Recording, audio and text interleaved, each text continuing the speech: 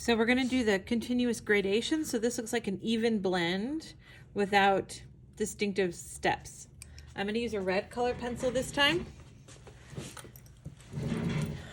A lot of times people ask me how to create pink. There's a couple ways. You can either use a pink color pencil if you happen to have one, or you can color really lightly with a red or a red-violet color pencil to get a pinkish color. When we do color pencil, we rely on the white of the paper to create our whites and our light colors. So we want this to go from pure white here to black here. So the way I'm going to start this, I'm holding my color pencil on the side. I'm going to start putting down a light layer. Hopefully you can see that it looks light pink. And that's because it's red, but it's basically mixing with white because the white of the paper is coming through. And I'm going to start pressing a little bit harder as I go across the stripe here. Overlap your strokes, short strokes.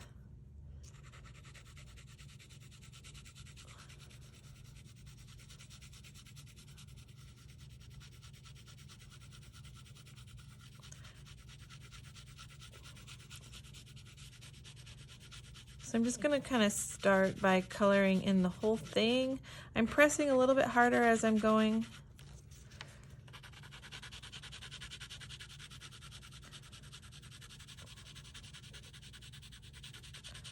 Hold the pencil on its side. Don't use the very end like you're writing. And I just keep pressing a little bit harder as I'm going. I want to get to pure red about right here. I'm going to have to come back and smooth it out a lot more, but I'm going to go ahead and try to make it bright red about here. The reason why I'm putting the pure red right here is because on the value scale between white and black, this red is darker than that light green. So the pure red would fall more on this step of the value scale.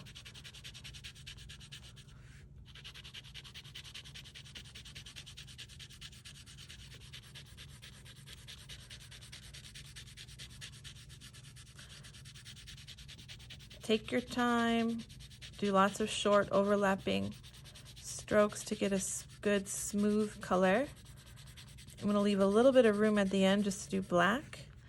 Now I'm going to try to smooth this out a little bit more, blend it a little bit better. I don't want there to be any visible like steps. It needs to be very smooth and gradual and like an even change all the way across.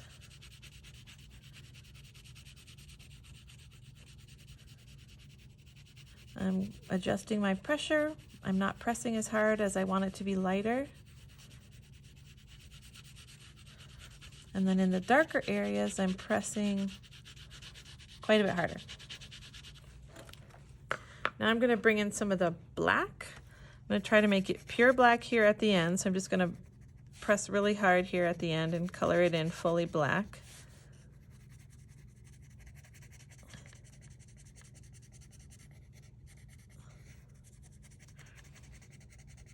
But then I want to blend the black and the red together.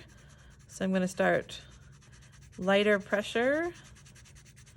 I'm layering the black with the red so that they blend together. I may have to come back and add more red into this.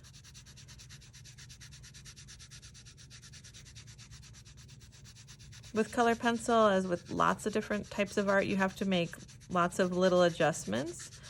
It's likely not going to be absolutely correct on your first attempt. You have to come back and work more on things.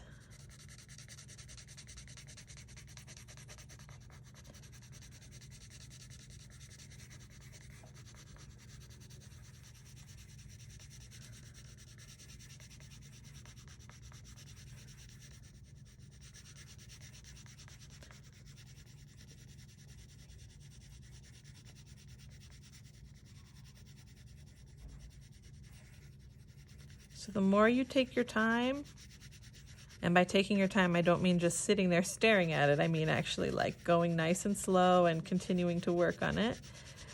The better it's probably going to turn out.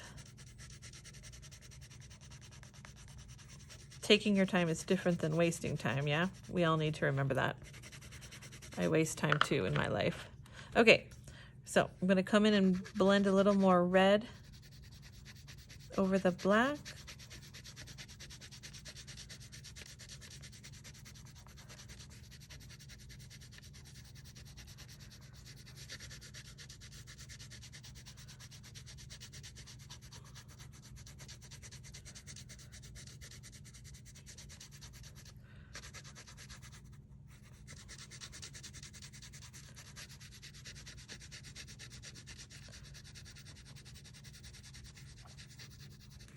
There we go. Pretty okay with that. There's such a thing as a color pencil blender that you can get. If it's basically like a clear color pencil, no color to it, but it does have like the wax that is in the color pencils, and you can use that to smooth out your color pencils super smooth if you're interested. I don't have any of those in the art room, but you could always bring your own if it's super important to you that your color pencil drawings are incredibly smooth. All right, so that's your goal with this practice.